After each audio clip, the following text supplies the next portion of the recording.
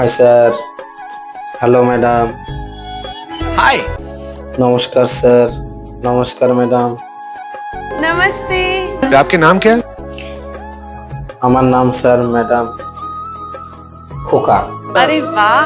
कहाँ से हो आप सर? আমি স্যার এসেছি সেই অনেক দূর কলকাতা থেকে এই আইডল মঞ্চে আপনাদের সামনে। वाह इतनी खूबसूरत जगह जन्नत से आए हैं आप तो।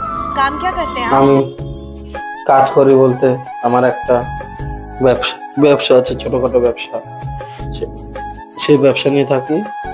সেই ব্যবসাটা হলো বিস্কুটের ব্যবসা। তাই আজকে আমি এখানে দাঁড়িয়ে এখানে ওখানে বিস্কুট সাপ্লাই করি, আর এক্সট্রা অন্য কোনো কাজ করা হয় না। আমি শুধু সেই বিস্কুটের ব্যবসা নিয়ে থাকি, এটাই হলো আমার কাজ। वाओ। कैसे है, कैसा लग रहा है? আজকে স্যার এই আইডল মঞ্চে এসে আসার পরে খুব ভালো লাগছে আজকে। আর আমি এই আইডল মঞ্চে এসেছি আপনাদের সামনে, এটাই আমার যে আমার মা আছে, আমার মা, সে তো আজ আমাদের মধ্যে নেই। সেই মাকে নিয়ে আজ আমি একটি গান শোনাবো বলে তো তো এই আইডল মঞ্চে এসে আমাকে খুব ভালো লাগছে। अच्छा।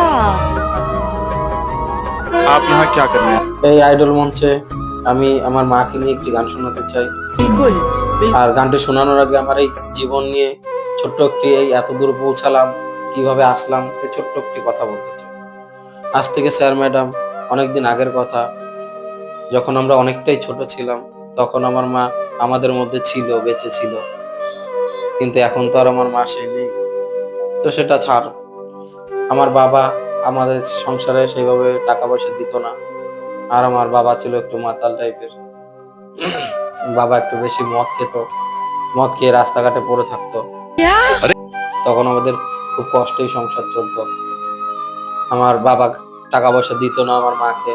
আমার মা এখানে ওখানে কাজ করে, এদের দরজায় কাজ করে, লোকের ঘরে ঝাড় দেওয়া, লোকের থালা বাসন মেজে দেওয়া, এইসব করেই আমার মা আমাদের সংসার চালাতো। তো তখন আমরা অনেক কষ্ট করে এত বড় হয়েছি। सही बात है। क्या बात? আজ আর আমার বাবা তো আগেই বললাম স্যার, আমার বাবা কখনোই সংসারের প্রতি মন ছিল না, সে শুধু মদই খেত। আমার মা আমাদের কাজ করে আমাদের পড়াশোনা করিয়েছে।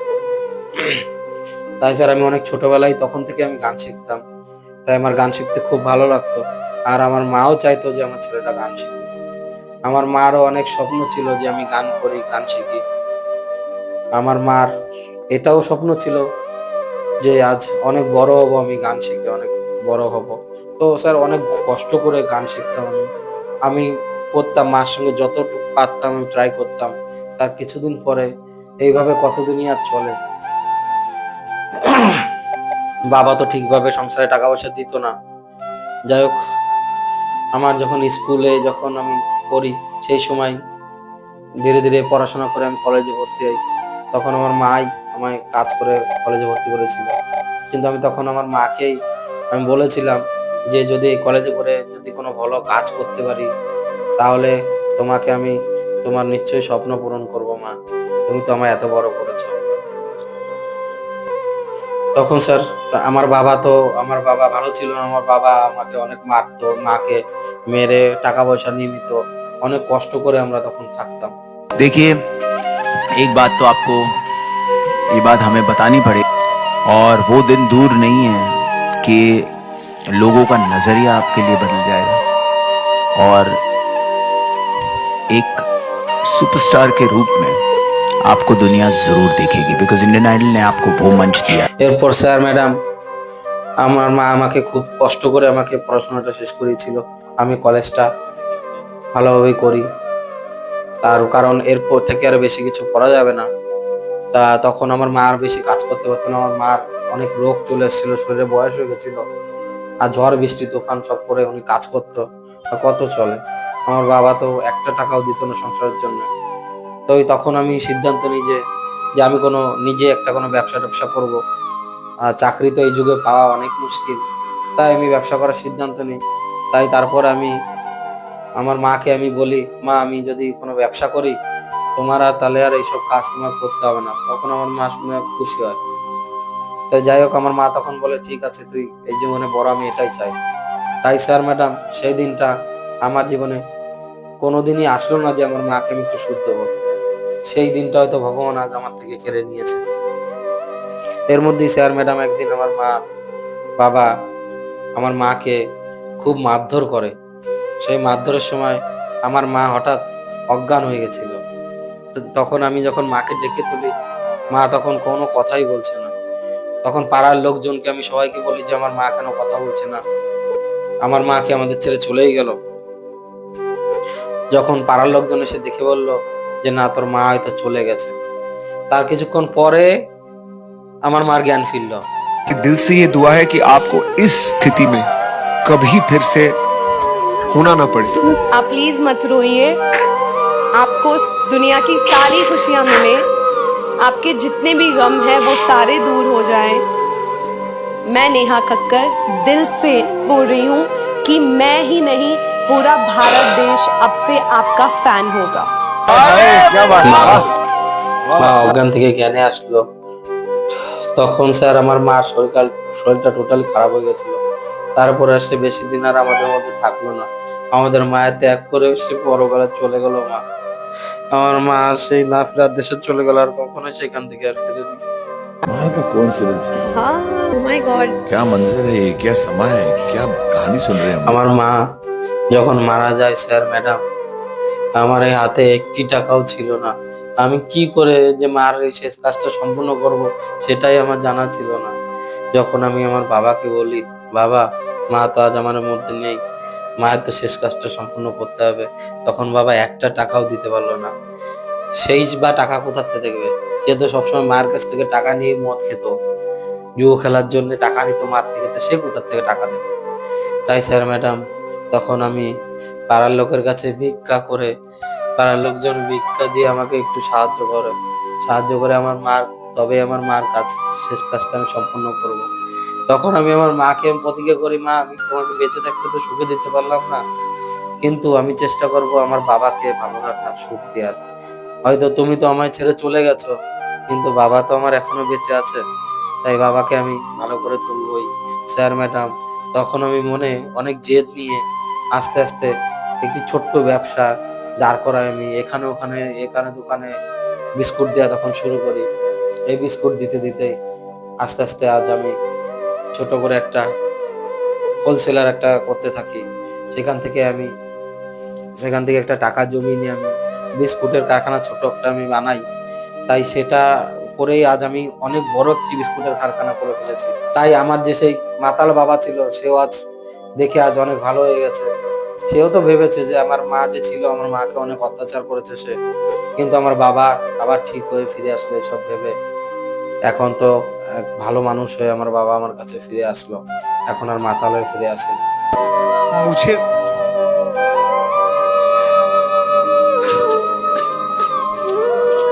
अरे यार, तुम्हें रोते हुए देख के बिल्कुल नहीं अच्छा लग रहा है, क्योंकि तुम खुशियां डिजर्व करती हो, तुम ये डिजर्व करती हो। को देख के मुझे लगता है कि काश मुझ में ऐसी हिम्मत होती।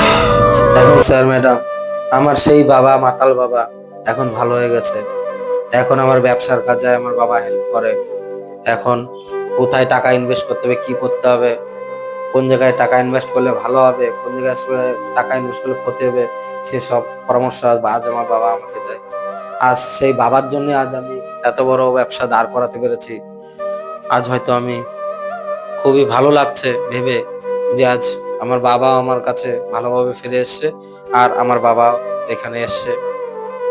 হয়তো তখন বুঝতে পারেনি, কিন্তু পরে হয়তো নিজের ভুল সে নিজে বুঝতে পেরেছে। मेरे दिल से ये दुआ है कि आपको इस स्थिति में कभी फिर से होना ना।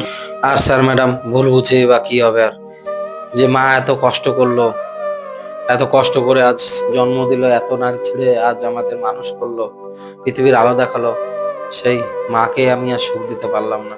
তাই স্যার বাবাকে নিয়েই আছি আমি। বাবাও তো আমাদের খুব কষ্ট করে, তাই স্যার বাবাকে নিয়ে নয় সারা জন্ম কাটিয়ে দেবো। তাই আমার মা যদি আমাকে উপর থেকে দেখে থাকে, যে মা, আমি মাকে বলি, মা আমাকে তো তোমায় সুখ দিতে পারলাম না বড় হয়ে, কিন্তু তুমি আমায় প্রাণ করে আশীর্বাদ করো, আমি যেন অনেক বড় হতে পারি, বাবাকে নিয়ে যেন ভালোভাবে থাকতে পারি। घिनौना काम कोई कर ही नहीं सकता। ये आप आए हो चीज सबसे पहले गाना शुरू करने से मैंने आपसे मैं गले আর কি বলবো ম্যাডাম স্যার, এটাই হলো আমার জীবন কাহিনী। এইভাবেই আমি খুব কষ্ট করে আজকে আমি এত বড় হয়েছি, এত বড় ব্যবসা দাঁড় করিয়েছি। আজ সবকিছু হয়েছে আমার মা বাবার আশীর্বাদে। আজ হয়তো মা ছোটবেলা থেকে আমায় না দেখতো, তাহলে আজ হয়তো আমি এত বড় হতাম না, এখানে আমি দাঁড়াতে পারতাম না। আর আমার বাবা যদি আমার ব্যবসায় সাহায্য না করতো, তাহলে হয়তো আমি এত বড় ব্যবসা তৈরি করতে পারতাম না। তাই স্যার ম্যাডাম, মা বাবার কথা আর কি বলবো, যতই বলবো ততই কম। তাই মা বাবার কথা আর কিছু বলতে চাই না আমি। तो आज क्या আজকে আমি সেই গর্ভধারিণী মাকে নিয়ে একটি গান করতে চাই স্যার ম্যাডাম। আর স্যার ম্যাডাম, আজকে আমি অনেক স্বপ্ন আশা নিয়ে আপনাদের সামনে দাঁড়িয়েছি, আপনারা একটু সাপোর্ট করবেন। आपका जो सपना है, अगर आप सच्ची मन से देखते हैं वो सपना और आप उतने काबिल हैं वो सपना देखने के, तो डेफिनेटली हम आपको आगे लेके जाएंगे। ये पक्का वादा है, अगर आप डिजर्व करते हैं। আর স্যার, আপনারা একটু সবাই আশীর্বাদ করবেন, আমি যেন অনেক জীবনে বড় হতে পারি, এটাই আপনাদের কাছে চাওয়া পাওয়া। हमने बहुत सही प्लेटफॉर्म चुना है, बिकॉज इससे बड़ा देश का कोई प्लेटफॉर्म नहीं है। तो हमारा आशीर्वाद, हमारा प्यार। তাই স্যার ম্যাডাম, আপনারা সবাইকে প্রণাম জানিয়ে আমি আমার গান শুরু করছি। নমস্কার।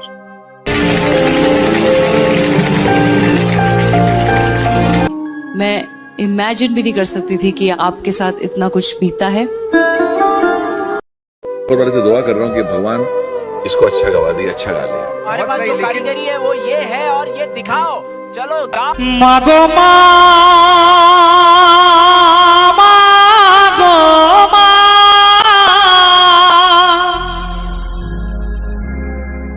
मागो मा मागो मा আমায় ছেড়ে চলে যেও না, তুমি ছাড়া কোথায় পাবো স্নেহ মায়া মমতা, আমায় ছেড়ে চলে যেও না।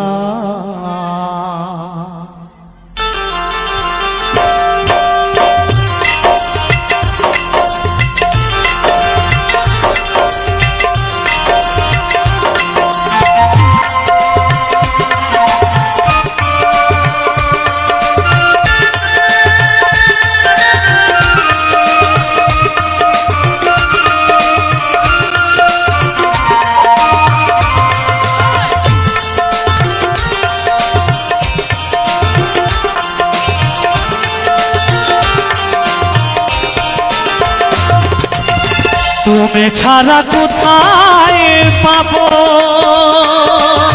স্নেহ মায়া মমতা, তুমি ছাড়া কোথায় পাবো স্নেহ মায়া মমতা, আমায় ছেড়ে চলে যেও না।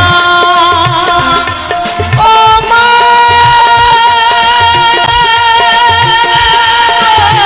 দুঃখ দিয়ে চলে যেও না।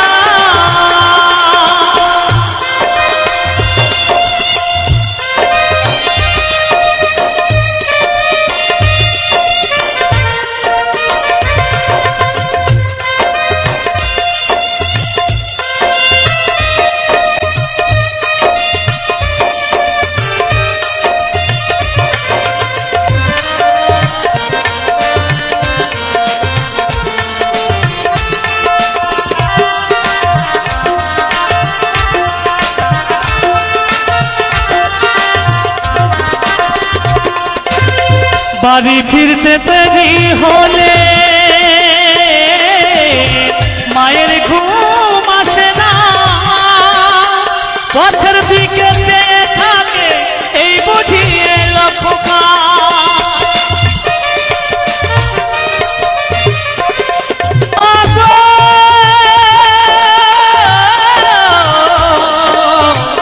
জননী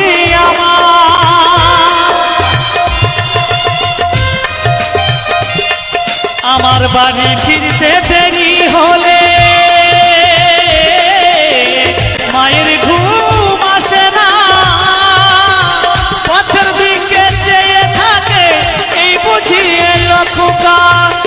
দুঃখের সময় মায়া মাকে, দুঃখের সময় মায়া মাকে দিত কত সান্ত্বনা, আমায় ছেড়ে চলে যেও না।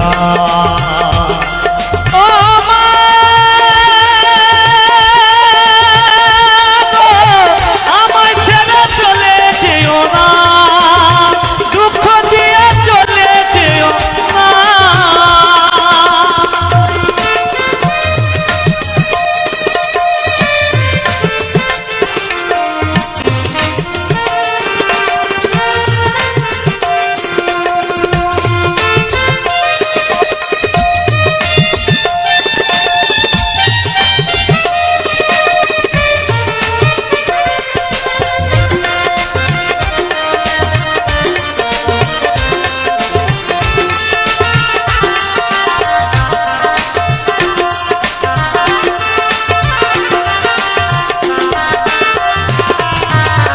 সকাল সন্ধ্যা তুলসী তলায় পূজা দিত মা, আমার জন্য করতো শুধু মঙ্গল কামনা।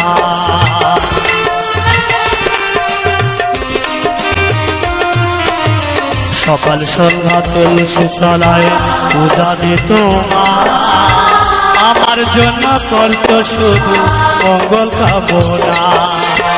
মায়ের কোলে মাথা রেখে পেতাম কত সুখ, দুঃখ ভুলে যেতাম মায়ে দেখলে হাসি মুখ। মা গো,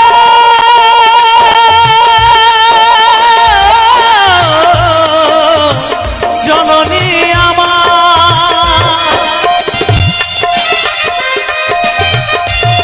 আমার মায়ের কোলে মাথা রেখে পেতাম কত সুখ, দুঃখ ভুলে যেতাম মায়ে দেখলে হাসি মুখ। সে মাতাকে কষ্ট দিলে, সে মাতাকে কষ্ট দিলে হয় না কোনো সাধনা, আমায় ছেড়ে চলে যেও না। ও মা গো, দুঃখ দিয়ে চলে যেও না। তুমি ছাড়া কোথায় পাবো স্নেহ মায়া মমতা, তুমি ছাড়া কোথায় পাবো স্নেহ মায়া মমতা,